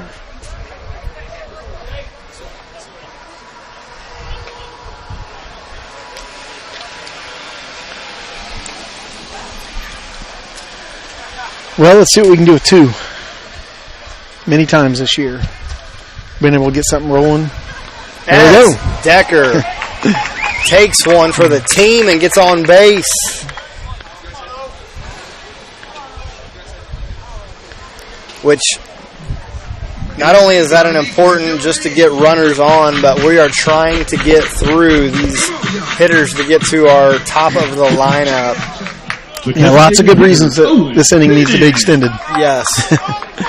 Owen Bennett steps in, number 11, DHing tonight. Takes ball 1 on the outside part. Yeah, if we can get a couple more hitters to get up there, even if we don't score a run, I like our chances with the top of the lineup coming up. And this is a typical Crawfordsville thing. I mean, we're going to make this pitcher work for it. We're going to take some pitches here. We are going to make him earn everything he gets. That's right. He's at pitch number 98, so and it's he's 2 feeling and it. 1 right now. Got a runner on.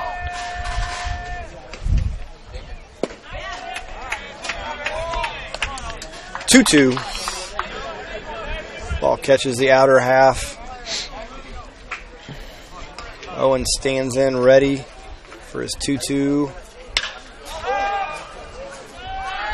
As he pops one up for out number 3.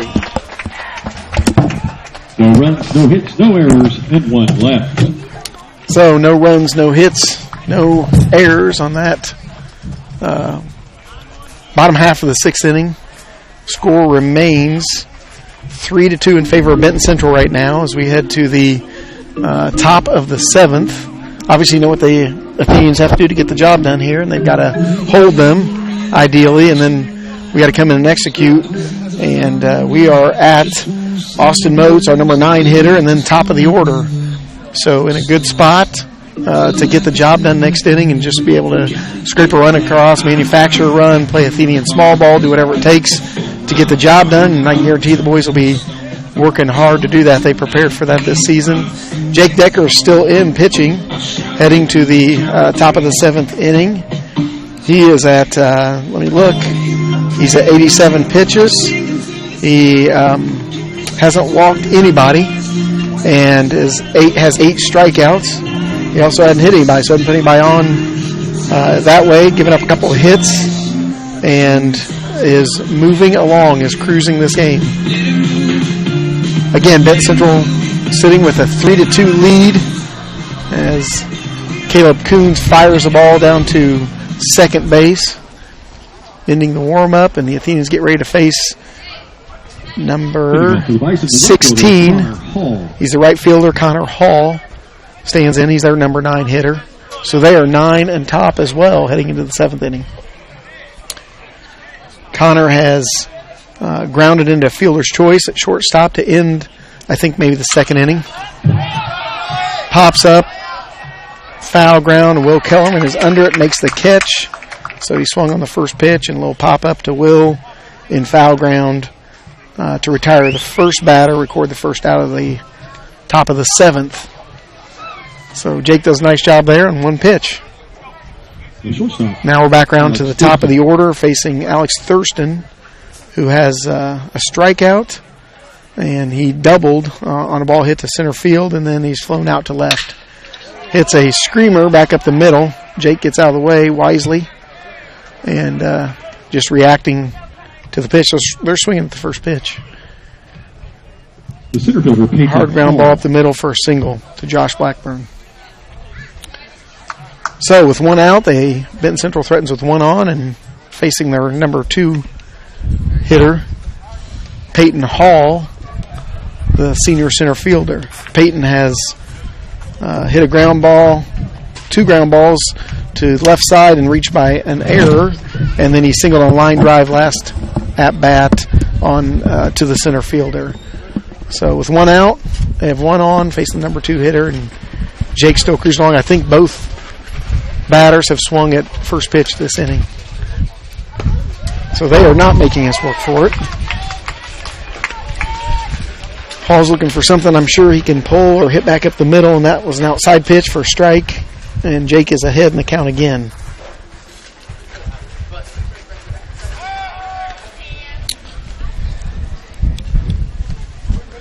Pick-off attempt, but the runner's back in plenty of time, not with a big lead, with Benton Central having a one-run lead here in the top of the 7th. Just off the plate for 1-1.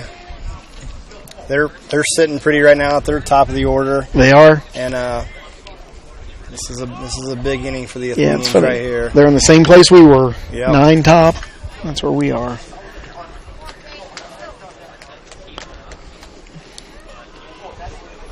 It's really important for our defense to work right here. They're likely going to put the ball in play.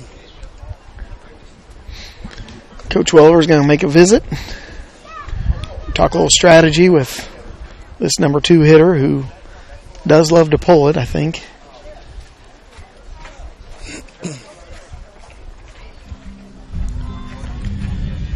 It is. I mean, regardless of the outcome, Decker has had another great performance. Yeah. I mean, there's no question. You know, we had opportunities to score a few more runs and didn't get the job done offensively, but he has definitely held us in this game. And that's why I said I ran through his stats. He hasn't walked anybody. He's got 8 strikeouts. Getting up a couple runs, but he is just getting it done out there. He's sitting out 92 pitches. Yep. Been efficient. I mean, Jake Decker style, I mean, he's just always around the plate. Ooh. Ooh. Wow. Number 12. He's lucky he doesn't have any more at-bats. Yep. So I'm sure the strike zone would even get extended more if I was the umpire. Drew a line. He did a little bit of that in basketball, too. That's why I said he was their leading scorer, and we saw a little bit of that kind of attitude. Consistent, I guess. Pitch out, and that's where Coons is always. That's good. Yep. Always making the base runners think about how far their secondary can be. And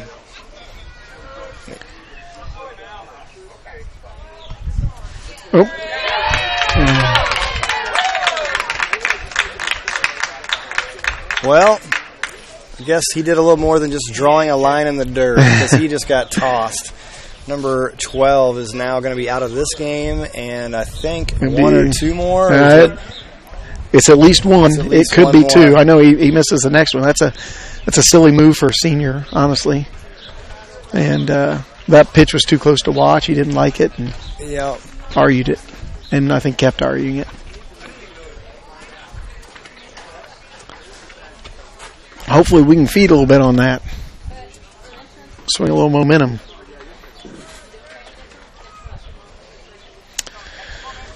You knew he was in for a bad spot when he drew a line in the dirt up there. That was not a wise move. That's a reason. Yeah, that's a reason to get ejected right there. Yeah. And then he continues to run his mouth in the dugout. And umpire had enough. I would think that should be an ejection every single time. Yep. These kids at the high school level, these umpires are out here trying to do what's right for them, and they're not trying to undermine anybody or trying to do anything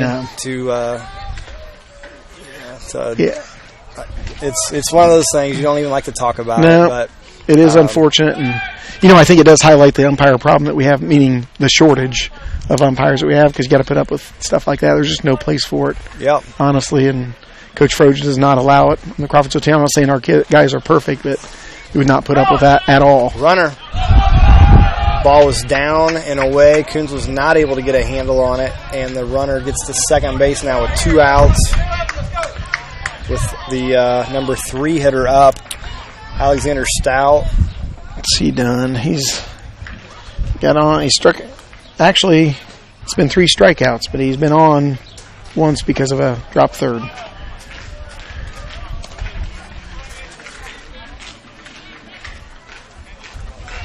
See if Jake can get him again. He's kind of owned him. Gets the count to 3-2. Just like Jake does. Although I know Coach Welliver enough to know that we've got first base open. With their 3-hitter up, and I think Decker's likely on the same page with him. We're not going to give in here. Nope. Just give him anything to hit. So Decker might be able to get close enough to get him to swing. That'd be nice. Yep. You called it. Wise move. Breaker was away. This brings up number 5, Matthew Taylor. No, he struck out his first at bat. Yep, he's had 2 singles since then, one to right and one to left. Yeah, he's the guy with 2 strikes, poked one into right That's field. Right. Now back to first baseman, Matt Taylor. Well, 2 outs. Let's just get out of this inning. Get our bats rolling. That would be huge right here. Getting some good pitches right here. Decker breaks one off but stays up in the zone for ball 1.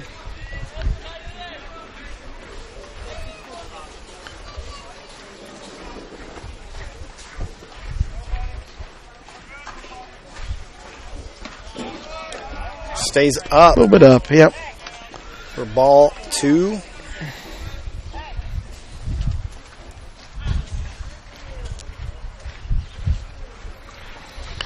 Will's going to do what Will does. One of the leaders on this team. Just go over and talk to his pitcher and help him out. Probably make him laugh. No one will. I was just getting ready to say that. Probably trying to lighten the mood a little bit with his cousin.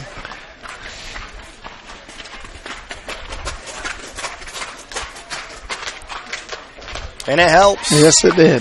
Breaks another one off on a 2-0 count for 2 balls, 1 strike. That was a big pitch right there. Let's see if we can put in a couple more together here.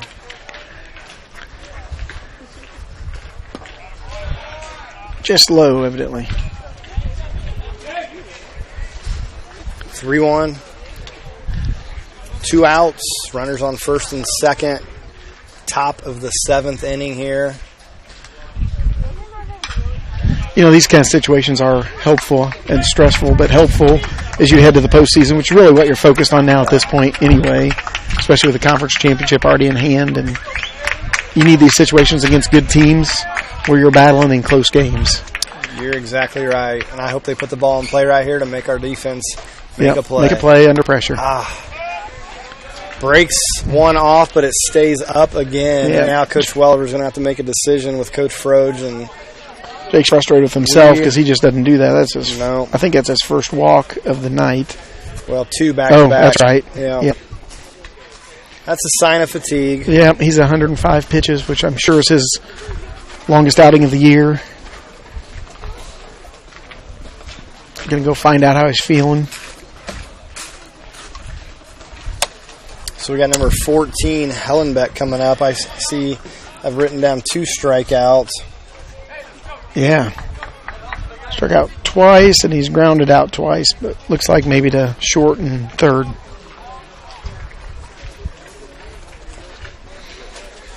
We are staying with Decker here. So we've got 2 outs. We've got the bases juiced, top of the 7th inning. It's a 3-2 ball game with Benton Central already on top. We're really trying to keep them from crossing that plate. And there's no doubt we want to win this game. We're playing all out, but this is good for your catcher to be in a situation with bases loaded, pressure on. Oh, yeah. Trying to stop a run. These are fun. Yep. It's got me on the edge of my seat for sure. And Decker gets through. Strike number 1 right there. Evens that count up.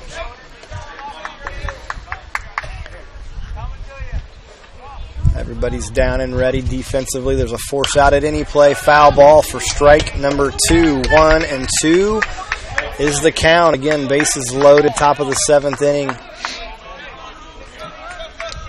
Big part of this game right here.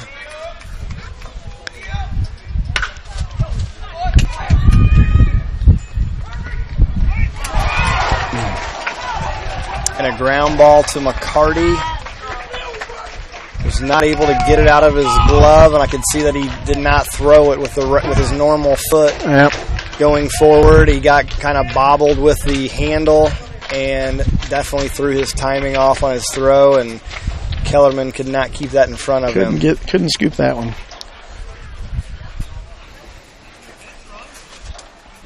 So that brings 2 across. The courtesy runner first base is number 10, Sam Foltz. Sam Foltz is running.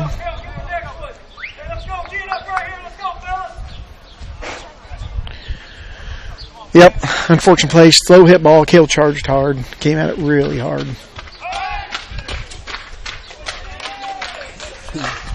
And again, I mean that's a tough play. Yep. I mean, not even including the circumstance of that play with the bases loaded and down by a run. So I mean, you throw all those factors in. Right. And it was a tough play anyway. It was a tough play no matter what the situation was, and Decker does what Decker does and still comes back strong. Gets ahead of this hitter 0-2. 0-2.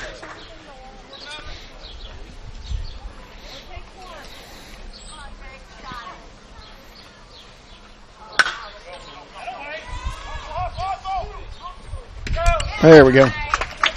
Austin Warren gets a ground ball, fires at the first base for the third out. In lead 2.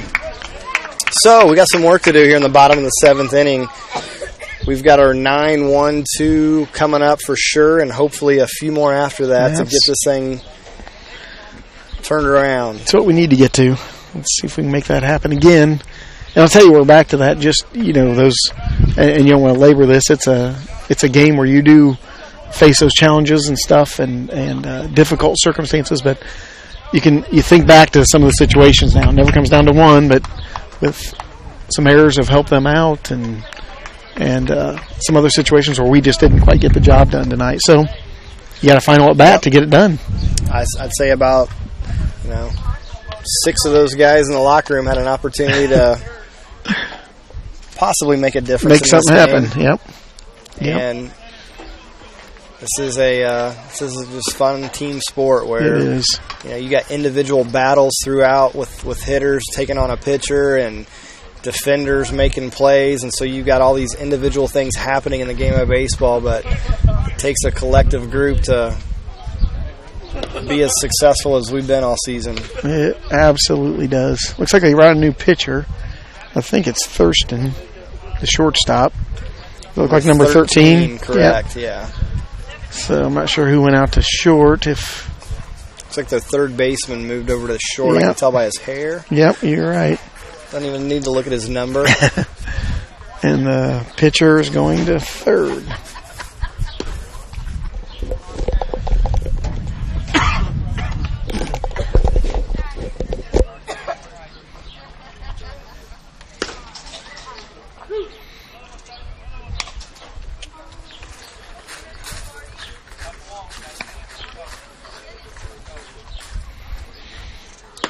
I would assume that we're probably going to take a strike here just to make that pitcher work, at least until we get a few guys on.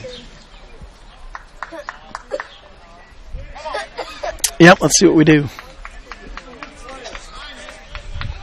Austin gets in there and gets a great at-bat. What's he done tonight? Leading off for your Athenians, put him in play twice. Austin Booth. Does what Austin does. Puts it in play, makes contact. Put a little pressure on this pitcher. I think you're absolutely right. Probably take until we get a strike, aren't we? Yep. I'm assuming that's the case, especially with our 9-hitter up. So Austin takes strike 1 on the inside part of the play, so now he's time to get to work. Now he's going to battle. Count goes to 1 and 2.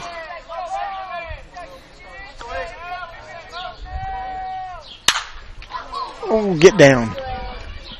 Yes, it does. Yes, it does. Austin Moats hits one down the left field line. Goes Oppo. Hits a nice double. Great play. The glove of the left fielder to get us going here in the bottom of the 7th inning. Tell me how much you were praying for that at bat right there, Dad. Because he did it. He got the job done. Great piece of hitting out of the freshman. right down the left field line, going opposite field. Went with the pitch, did exactly what he should have done. It's almost like his dad could hit and maybe taught him a little something about it. And then Coach Frode's been working on him all season long. He's done a great job. Is he asking if that ball is foul? Because it was fair.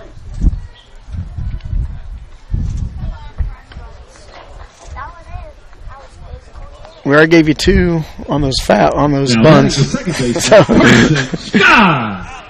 leadoff double by the freshman number 2, Austin Moats, to get to the top of the order. Did his job.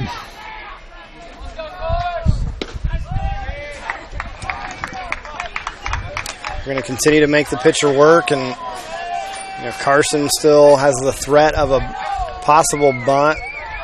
He just heads up over there. Ripped it. Oh, man. Those people really shouldn't have their head turned. Carson is down now in the count, 0-2.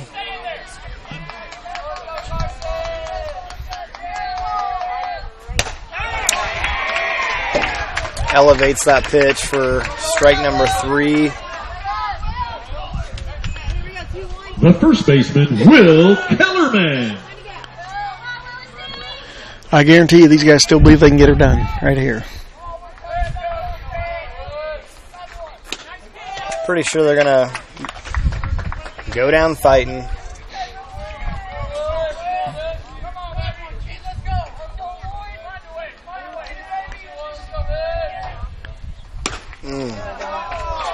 That's thrown pretty hard, I think. Will was trying to get 3 runs. Yes, he was. But hey, you know what? He's going to give it all. Now he needs to shorten up here and just put it in play. Contact. For sure. Yep. Oh, shoot. It's underneath it.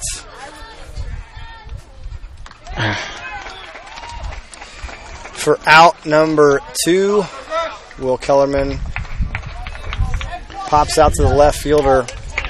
So we've got 1 out here, still down 3 runs.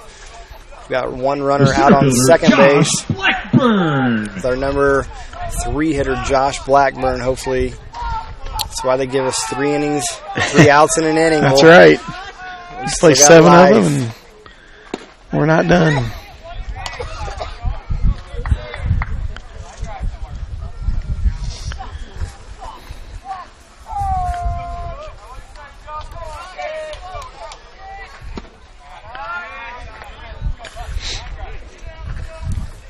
One and one for Blackburn here. He's ready to rip this next strike.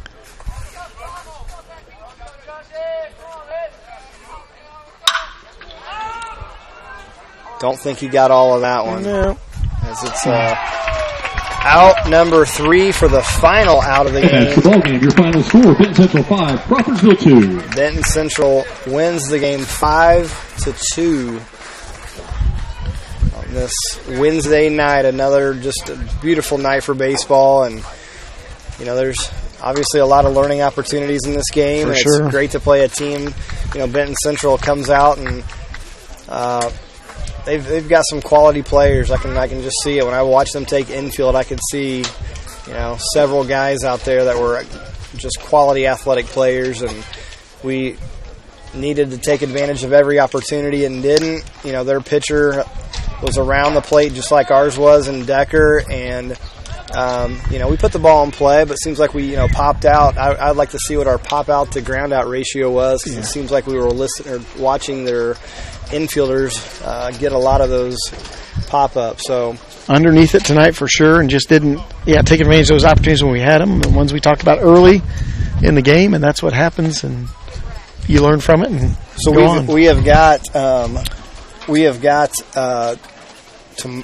off tomorrow night. We got Friday night against Frankfurt. We go to Frankfurt. At Frankfurt. Yep. Then we got nothing Saturday. We got 2 JV games out here at home on Saturday. Then we've got Monday at McCutcheon, Tuesday at home for a kind of a makeshift game with North Vermilion that since we didn't play on Wednesday of the sectional, I think both teams decided to play one more, and we had another game to schedule.